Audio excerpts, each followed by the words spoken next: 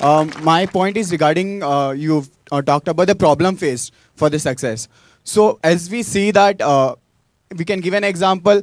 We as an entrepreneurs or we might be going for a job and we are due for promotion. We don't get the promotion. So over there you get demotivated. So over there you lose your confidence. So that's actually a very important point that no, it's a problem for your success. You face lack of confidence, even overconfidence sometimes. Well, अगर ये आपका सवाल है तो मैं ये जवाब दूंगा आपको कि कभी भी अपने कॉन्फिडेंस को शेक मत होने दीजिए। ओवर कॉन्फिडेंस फिर भी आप बर्दाश्त कर सकते हैं, लेकिन उसको फिर भी कर सकते हैं, लेकिन कॉन्फिडेंस को शेक मत होने दीजिए कभी भी। वो एंटी सक्सेस है। हाँ जी, बताइए। मैं ये कहना चाहूँगा कि एक बहुत बड़ी प्रॉब्लम होती है आदमी का अपने ऊपर विश्वास ना होना और आदमी का डर कि मैं ये कर पाऊँगा या नहीं कर पाऊँगा।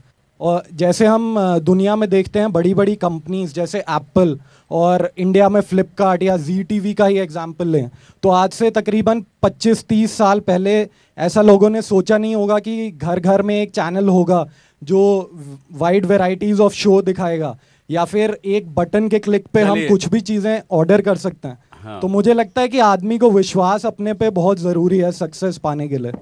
अब ये बड़ी अच्छी बात कही आपने कहा कि डर नहीं होना चाहिए, विश्वास नहीं खोना चाहिए। क्यों इंसान खोता है विश्वास? इस पे 2 मिनट चर्चा करेंगे। डर इसलिए लगता है क्योंकि समाज हमें डराता है। अच्छा, समाज की वजह से और विश्वास क्यों खोते हैं? विश्वास क्योंकि हम अपने आप को दबाते हैं समाज की वजह से। अच्छा, नहीं, ये जवाब नहीं है ठीक। सर, डर इसलिए लगता है क्योंकि हमारे ऊपर विश्वास नहीं करते। हमारे अपने आप पर विश्वास नहीं करते, इसलिए डर लगता है। हाँ। किसका डर लगता है? जैसे कि कोई काम करने जाओ आप, तो पहले ही आपको बोलते हैं कि क्या कर रहा है, ऐसा नहीं कर, वैसा मत कर। लोग आपको डरा देते हैं। जी बताइए, इधर दीजिए। We have different kind of expectations, high expectations. When we can't meet them, और एक्सपेक्टेशन नहीं होती हैं तब आपको विश्वास डगमगा जाता है। जी बताइए। सर, मेरे हिसाब से डर तब लगता है जब लाइफ में आपको ये समझ में नहीं आता है कि आपको किस रास्ते पे जाना है। आपके पास जब सामने 3 रास्ते हैं और आपको ये समझ में नहीं आता है कि Fear of unknown। मेरे हिसाब से डर तब लगता है जब हमें पता होता है कि हमने अपना 100% किसी भी काम में नहीं दिया है और फिर हमें पता होता है कि शायद आगे जाकर के मुझे सक्सेस नहीं मिलने वाली है। तब जो फीलिंग महसूस होती है वो सच में डर होता है।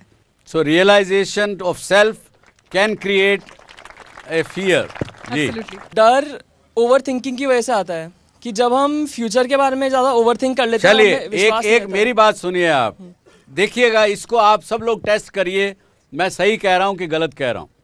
हमारा दिमाग, अभी हम यहाँ बैठे हुए हैं, सब लोग बैठे हैं, लेकिन अभी कुछ के दिमाग में चल रहा होगा कि यार ये कब ख़त्म हो, ये सूरज देवता से छुट्टी मिले। कहीं और चला गया दिमाग।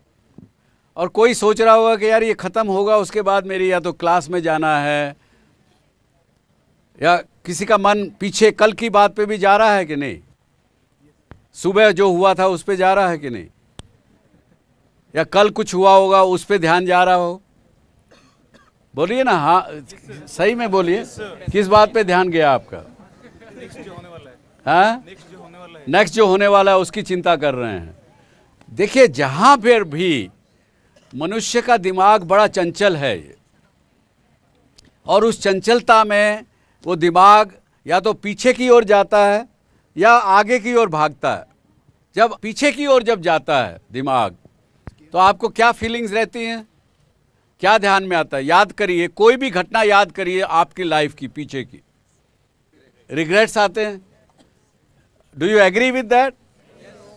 मोस्टली रिग्रेट आते हैं कि यार काश मैं कहीं और बजाय इसके कि MBA करने के या मीडिया का करने के, शायद मैं उसमें चली जाती तो अच्छा रहता, या मेरा ये बॉयफ्रेंड इसको नहीं करके मैं दूसरे को रखती तो अच्छा होता, और भी कुछ ना कुछ।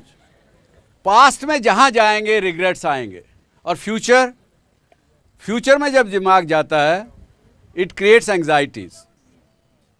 ये क्या होगा, अगर ऐसा नहीं हुआ तो कैसे होगा, अगर मुझे फेल्योर मिला तो मैं क्या करूँगी, क्या करूँगा। सो ये सब होता है। ये बार बार मैं कहता हूँ अपने प्रोग्राम्स में कि भूतकाल व्याकुल करे और भविष्य भरमाए, वर्तमान में जो जिए तो जीना आ जाए।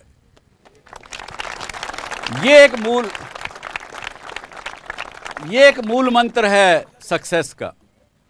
आप कुछ भी काम करें, अगर अपना दिमाग उस पर कंसंट्रेट करके करेंगे तो आपको पूरा कुछ समझ में आएगा, आपका एक्शन डायनेमिक होगा, आपका सटीक जो तीर जहाँ लगाना चाहते वहीं जाके टिकेगा। जहाँ दिमाग आपका इधर उधर घुस गया वहाँ पे आपका एक्शन डायनेमिक नहीं होगा, उसके वजह से रिजल्ट ठीक नहीं आएंगे, आपके पास कामयाबी नहीं आएगी। ये एक गूढ़ मंत्र है सक्सेस होने या ना होने का। Success does create humbleness, people do get humble, there are many example of that humbleness in the world।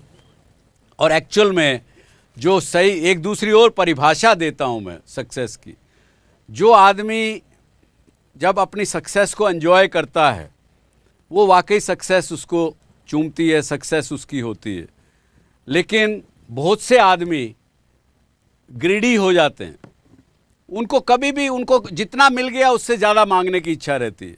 अरे ये तो कुछ नहीं है, और चाहिए और चाहिए और चाहिए, वो कभी सक्सेसफुल नहीं अपने आप को महसूस करते। सो इसके साथ ही मैं एक बात कहूँगा आप सबसे, thank you very much for being on this show, और ख़ासकर आप सबसे भी जो मुझे देख रहे हैं घर में बैठे हुए।